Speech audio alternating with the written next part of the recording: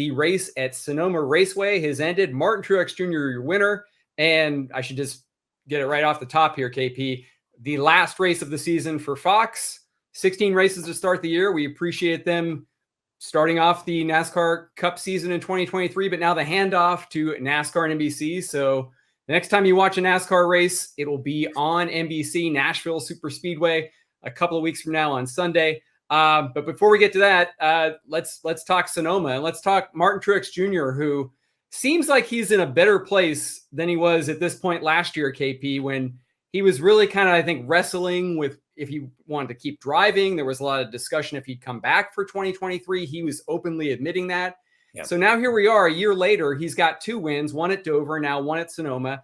And I remember last year you said, and I agreed with you, that if Martin Truex Jr. already has sort of one foot out the door here and he's already kind of thinking about this, maybe it is just time to retire. That when a driver reaches the point of when they're wondering if it's time to retire, it's probably time to retire. So what do you make of where Martin Truex Jr. is here a year later, 2 victories? It seems like he's been reinvigorated.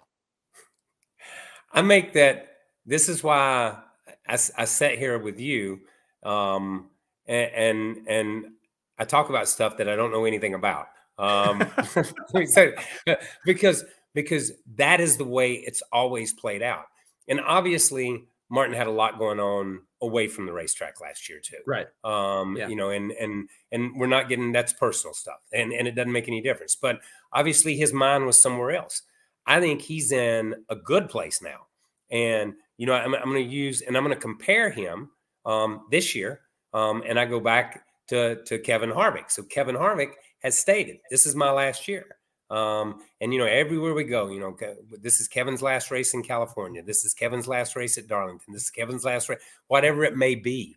I heard a guy on his team not long ago say that something happened at a racetrack. And if it was the old Kevin, they would still be hearing him scream about it. But he just kind of let it go. Like it wasn't a big deal because he is 1 foot out. He is already in the booth. And we all know that, and he knows it. So it takes that edge off a little bit. I think Martin was just a little lost, evidently. I thought he was 1 foot out. But I think he's both feet in, elbows up, and hammer down, because I look at a couple of different races this year that I believe he could have won also with the right pit call and the right strategy. We can go back to Richmond.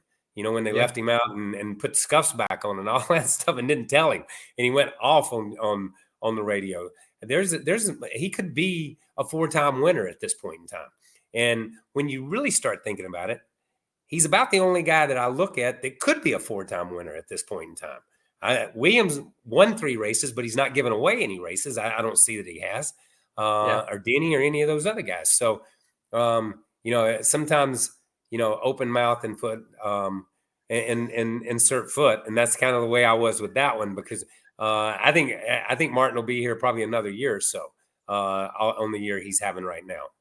Yeah. And no, I think what you said had absolute merit last year. And I completely agree with you. I know other people I heard agree with you as well, that it did seem like, again, when you reach that point as a driver, when you're thinking about it, that usually means the decision's been made. And I've been surprised by how well he's performed this year. I didn't think this would work out this way. And to your point, I think that, you look at Kyle Busch has 3 wins, William Byron has 3 wins, Kyle Larson has 2 wins, but none of those guys I feel like necessarily have run maybe as consistently as Truex. And I think Truex is interesting because it seems like when he's on, he is really on. I mean, he doesn't back his way into victories the way we see other, Coca-Cola 600, where he leads 393 laps or whatever, that championship year in 2017, where every mile and a half track, he was set on kill, it seemed like. And Dover earlier this year, he was fairly dominant there. You mentioned Richmond. He probably could have won there. And again, today,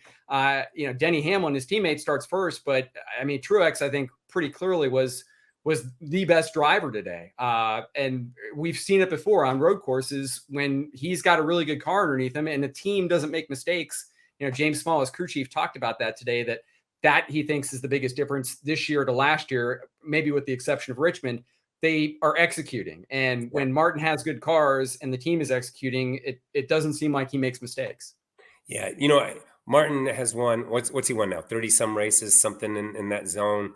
And it's been 30 of the most boring wins ever in the history of NASCAR because he just drives away. He just Yeah. drives away. Yeah. And Yeah. that is good. That's great for Martin because when he is on, as you say, he is on, man. And that number may be at 30 something, but it should probably be at 50 something because we can go back to all the times he runs second and all the times that there's been mistakes. I mean, he's that caliber of driver. And he's pretty level headed. He stays pretty calm in the car most of the time. But for some odd reason, and we can go to Jimmy Johnson at Charlotte or Jimmy Johnson at Dover. We can go back to my dad at Martinsville. We can go back to Earnhardt at all the races that he won at Daytona and Talladega and stuff. Sonoma and Sears Point, and I've always called it Sears Point. Sonoma fits Martin Truex like a glove, Like when he's not winning, he's running second or third, or he's a factor. He's almost always a factor. And it's just one of those racetracks that just falls right into his wheelhouse. The way the asphalt is, the way the cars drive. He's done it in multiple different body styles, under multiple different multiple rule changes and different configurations of what the car should be. He just goes out there and gets it done. When they showed the footage today of him winning in a Michael Waltrip car, I was like, yeah, man, if you can win in that car, you can win in anything, dude. And that's kind of the way Truex has proved to be at Sonoma.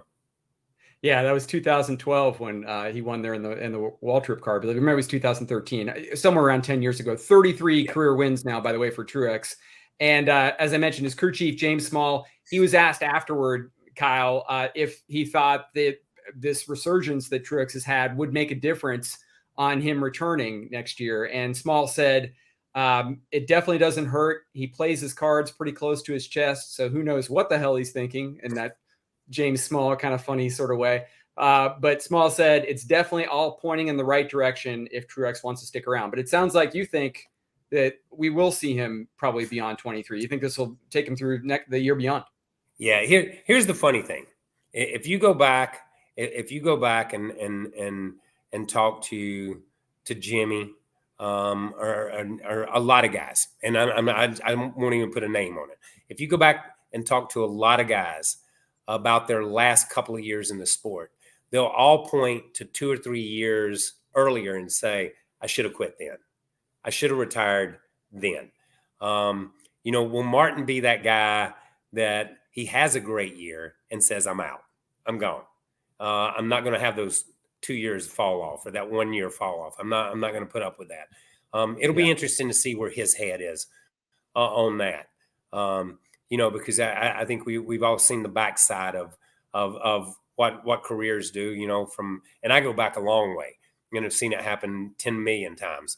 But it will be interesting. But it is so tough from a driver's standpoint, from that selfish mentality of I'm the greatest, I can win in anything, I can do it day in and day out, to be winning and then walk away from that. Because in your mind, will that always be that nagging doubt that if I'd have stayed another 2 years, I could have won 3 or 4 more races. If I could stayed another year or so. And that's why they hang on, is just in that. It's like my stupid golf game that's terrible. I hang on for that one good shot every round. You know what I mean? And that's it. You just keep hoping that next one's going to be that one that just jumps, like Martinsville for Jeff Gordon when he won that race.